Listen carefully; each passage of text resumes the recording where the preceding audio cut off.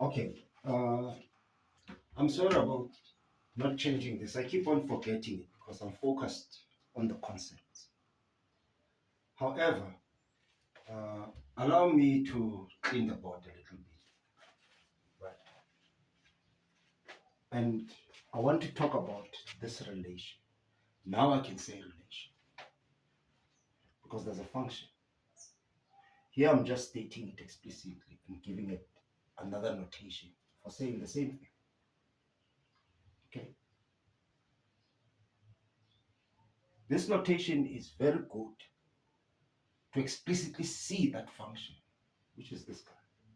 If he's in the middle of things, and then we throw words like expression, it's like, what do you call it? What do you call it now? Well, what does it call itself? See,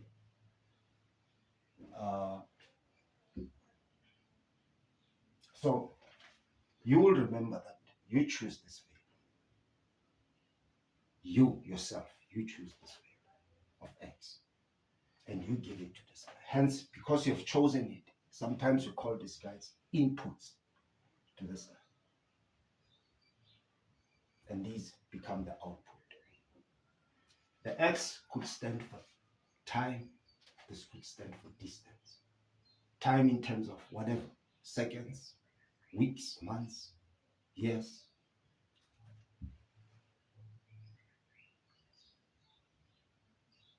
This could stand for a quantity of something in an economic sense, like supply and demand. This could be the price. And we may demand that, well, we don't want the price to be negative because it doesn't make sense in that condition. Right? So to state that fact mathematically is to say y is greater or equals to 0. Meaning we don't have this guy. We might as well delete it. And if this is the quantity of something, we cannot think of the quantity as a negative quantity. Like the quantity of these ball pens. It's either I have them or I don't have them. I can't think of a notion of not having them, meaning these negatives.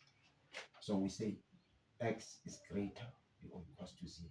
If this stands for the number of ball pens, these ball pens, literally. This is me specifying a domain.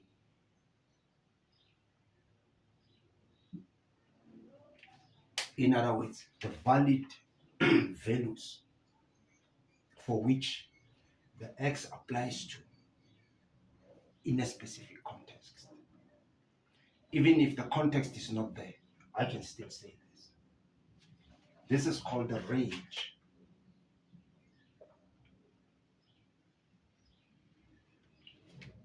In these two cases, it came as a result of me fabricating an example, like an economic example, where this is price. Y stands for price. I could change it to P. And this for Q, for quantity of ball pens. Which means it's invalid to have. It's only valid in the positive.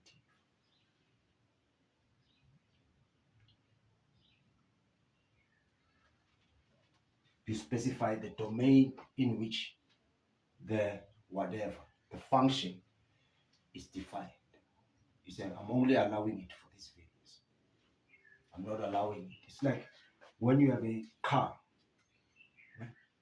It's got a speed.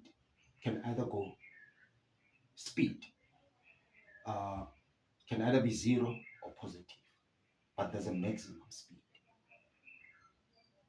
So they control that speed. Engineers know how to do that. I think it's called governing the car. I think it's called. You have to check it out. So these are otherwise known as constraints. These guys. constraint, you say it's valid in a certain portion of the Cartesian plane. Okay? Now, we want to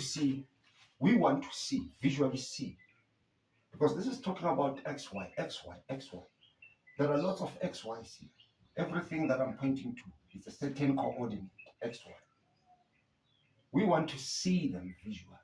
Well, there's an efficient way of doing that. And we're going to do it for all things that are functions. Meaning things written this way or this way or this way. On a Cartesian. With the correct labels. So you have to check your labels first. Because I can write this as t. This relation wouldn't be applying to this Cartesian. Because this is t. And this is talking about x. So you keep a watchful eye all the time on them. Or I just see what's happening. Vigilance. All the time.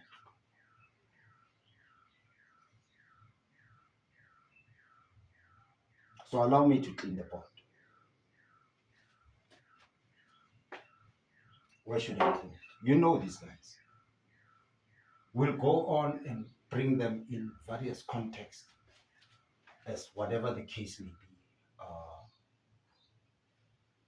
Right. So this point has got nothing to do with this relation here. The point that I'm removing now. It's got nothing to do with this. We saw that for the value of 3, he gives us the value of y9. The function does. Gives us the function value. Excellent. Now, there are key points in the Cartesian. So I'll use all of them. Don't worry about me removing them. Having one is sufficient. Because they were all saying the same thing.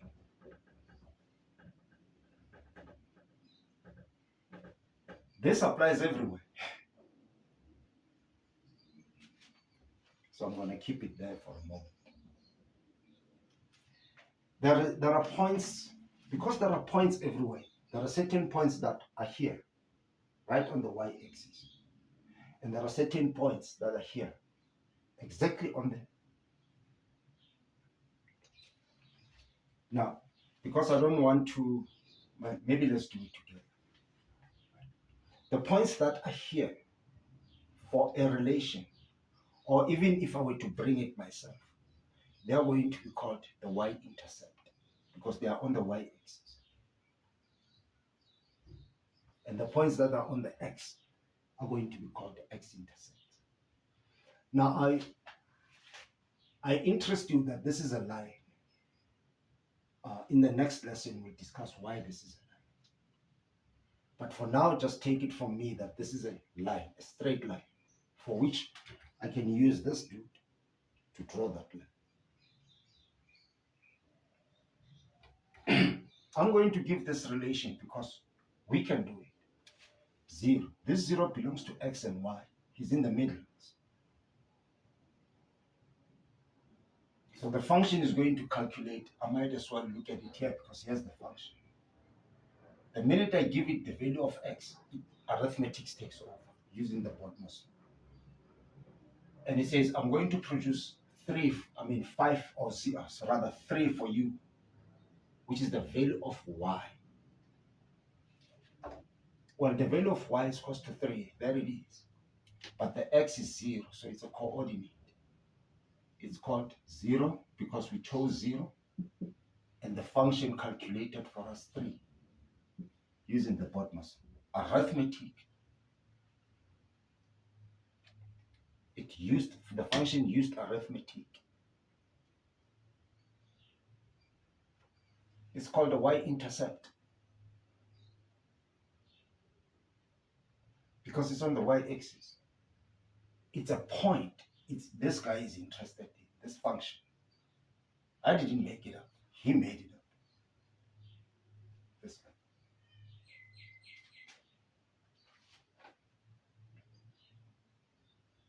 guy. Right? So let's write that down.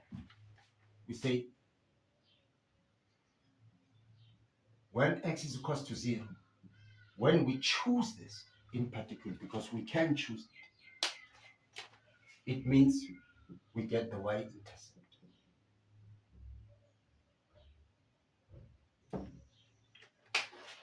2 times 0 is 0 all the time. Any number times 0 is 0. So actually the y-intercept was right in our face. It literally was looking at us.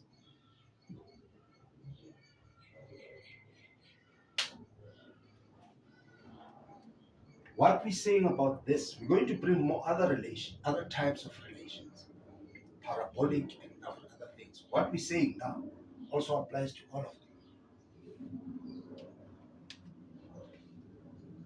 Now, I know you're going to be mad at me to say,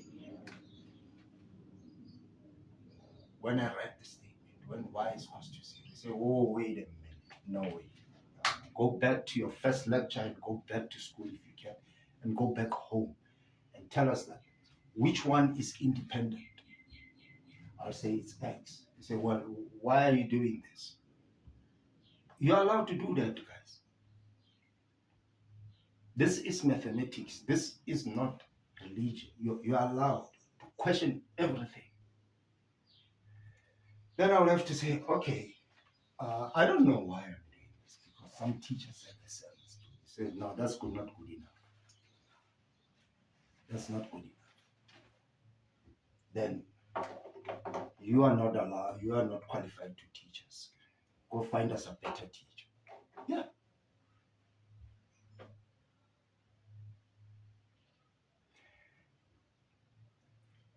Until maybe one student will say, wait a minute, isn't it that you are asking a question rather than you saying you are letting y is equals to 0?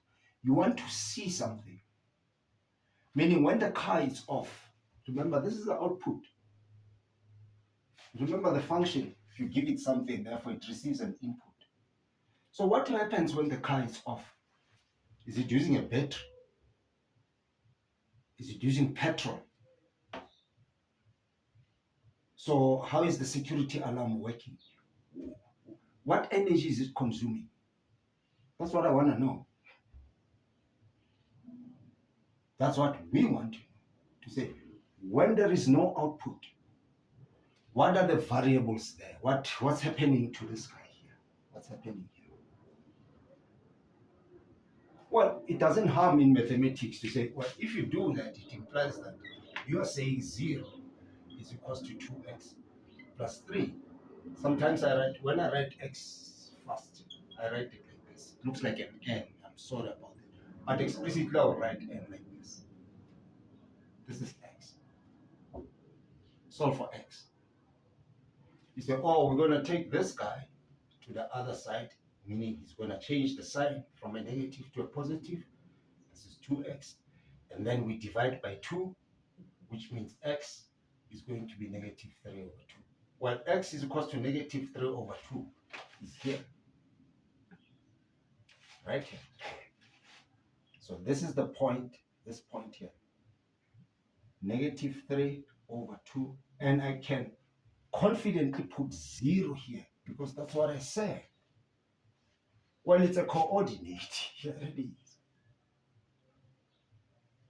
Produced by setting this guy to 0. This is called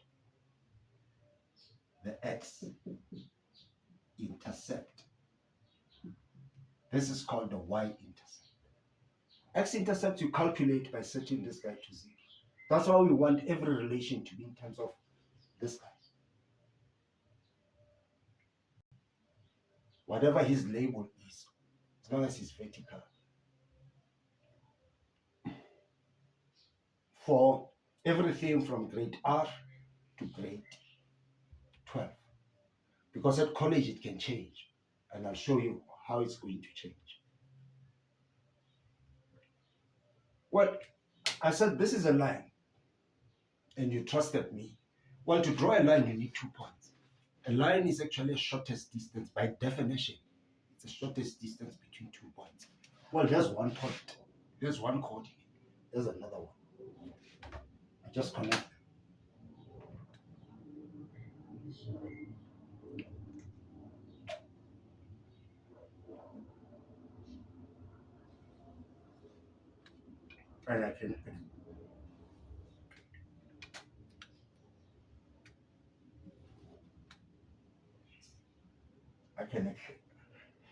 I can extend it. It goes on forever because this is an infinite plane. Now, why did I draw a line? Well, there's a coordinate here. And everywhere else, there's a point.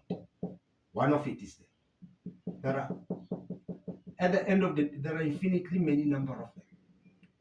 If I didn't do that, they will end up looking like this. This is beginning to look like a line to me, guys.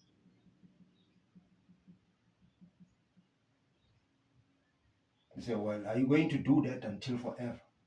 Or is there a mathematical way of thinking about it? Well, there's a mathematical way of thinking about it. That's why I drew a solid line.